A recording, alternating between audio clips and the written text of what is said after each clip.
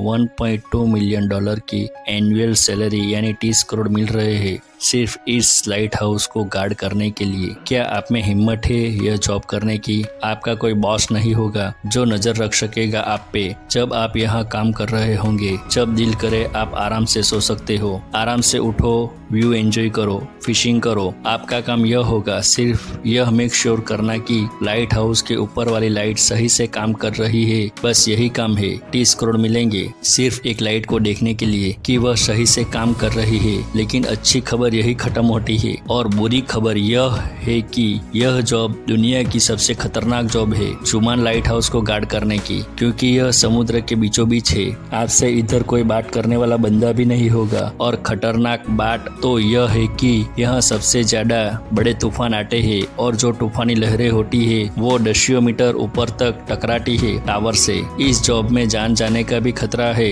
ये पिक्चर है rescue operation करते समय। यहाँ पर साफ देखा जा सकता है कि लाइट हाउस का कीपर किस तरह तूफान से गिरा हुआ है। अगर ये तूफानी लहरें पूरी तरीके से लाइट हाउस को कवर कर लेती तो उसकी जान को भी खतरा हो सकता था। ये जानने के बाद भी आप में हिम्मत है ये जॉब अप्लाई करने की। आखिर ये लाइट हाउस को बनाया क्यों गया? लाइट हाउस की शुरुआत कैसे की गई? यह बात है एशियन जमाने की, जब सफर के लिए ना ही रोड्स थे ना ही कोई गाड़ियां। तो लंबे सफर का बेस्ट तरीका था पानी। एक बंदा था जिसका नाम था कैप्टन मार्सियस। वो एक बेस्ट कैप्टन था और अपने खतरनाक समुद्री सफर के लिए जाना जाता था। पहले के जमाने में शिप लकड़ी की होती थी। एक रात कैप्टन बहुत ही अंधेरे वाली जगह से गुजर रहे थे। पानी के नीचे बड़े बड़े समुद्री पत्थर थे जिससे इनकी शिप्स टकराती है और शिप में सुराग हो जाता है और वह शिप उलट भी गई। इस घटना के बाद कैप्टन मार्सियस ने सोचा कि इस घटना का कोई ना कोई सॉल्यूशन तो होना ही चाहिए। हमको पता है कि समुद्र तो बहुत बड़ा है और पैसिफिक समुद्र तो सबसे बड़ा है। जब पुराने टाइम में जहाज समुद्र में सफर करते थे तो उनको कुछ भी पता नहीं होता था कि अगली जमीन कितनी दूर है और उनका रास्ता किस तरफ से है।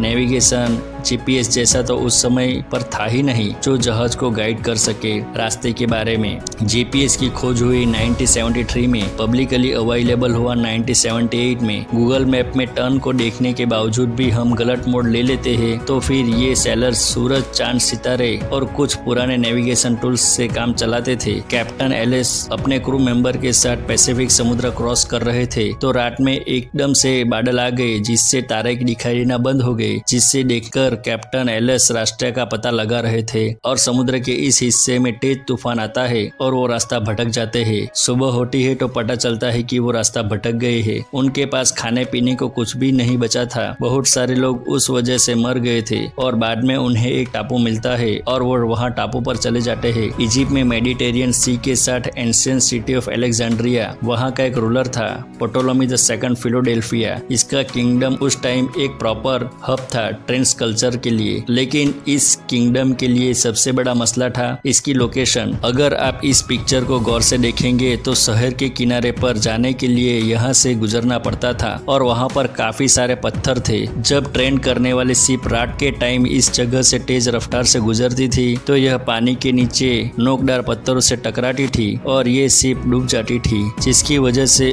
उसके किंगडम को बहुत नुकसान हो रहा था। किंग पोटोलमी ने अपने मरीन ट्रेन की सेफ्टी के लिए उस टाइम के एक्सपर्ट और आर्किटेक्ट सोट्रेस सिडोनेस को बुलाया और उसने इस सॉल्यूशन के लिए मदद मांगी। उन्होंने मिलकर जबरदस्त प्लान बनाया, एक रोशनी के बड़े से मीनारे को बनाना जो शिप्स को गाइड किया करेगा सेफ्टी की तरह और साथ ही उन्हें वार्न भी करेगा पानी की लहरों के नीचे मौजूद खतरे से। और उन लोगों ने काम शुरू कर दिया और वो लाइट हाउस बना जिसका नाम था द फेरोस ऑफ अलेक्जेंड्रिया। उसकी हाइट थी 384 फीट और उसको व्हाइट मार्बल से बनाया गया था। उस लाइट हाउस के ऊपर एक बहुत बड़ी आग जलती थी। इस लाइट हाउस को दुनिया के 7 अजूबे में से एक माना गया था। उसकी हाइट की वजह से वो फेमस नहीं था बल्कि उसका डिजाइन भी बहुत अच्छा था। सोट्रेस ने लाइट को और ज्यादा बढ़ाने के लिए मिरर और लेंस का भी सिस्टम बनाया था जिसकी वजह से मीलों दूर जहाज को उसकी रोशनी आराम से दिखाई देती थी। अब सेलर्स को इस लाइट हाउस की वजह से अलेक्जेंड्रिया के पास पथरीले पानी को नेविगेशन करने की जरूरत ही नहीं पड़ती थी। तो ये दुनिया का पहला लाइट हाउस सेफ्टी का सिंबल बन गया सेलर्स के लिए। और फिर लाइट हाउस का कॉन्सेप्ट पूरी दुनिया में फैल गया। पहले तो ये लाइट हाउस समुद्र के किनारे बना करते थे, लेकिन वक्त के साथ साथ दुनिया भर में ट्रेंड बहुत बढ़ गया, तो समुद्र के बिजी ट्रेंड रूट के बीच में जहाँ पत्थर पानी के ज्यादा करीब होते थे और जिन पत्थरों की वजह से शिप्स को ज्यादा खतरा होता था, उस जगह पर भी लाइट हाउस बनना शुरू हो गया। इसीलिए समुद्र के बीच में लाइट हाउस देखने को मिलेगी। पहले इस लाइट हाउस पर आग जलाया करते थे, उसके बाद कैंडल्स, गैस लैंप और ऑयल लैंप आ गए, लेकिन आग की लाइट इतनी ज्यादा ब्राइट नहीं होती थी। जब इलेक्ट्रिसिटी प्रोड्यूस हुई तो ये लाइट हाउस भी इलेक्ट्रिक बल्ब पे शिफ्ट होना शुरू हो गए, क्योंकि इनकी लाइट ज्यादा होती थी। फिर भी लाइट हाउस इस लाइट को मीलों दूर किस तरह से रिफ्लेक्ट करते हैं, इसका जवाब है ये लेंस। सन 1800 तक इन रिफ्लेक्टर को लाइट सोर्स के पीछे लगाया जाता था, लेकिन उस टाइम के इंजीनियर्स को एक बात पता चलती है कि लाइट को और ज्यादा फोकस किया जा सकता है कि लेंस को अगर हम लाइट के सामने रखें। लेकिन मसला यह था कि जितना मोटा लेंस होगा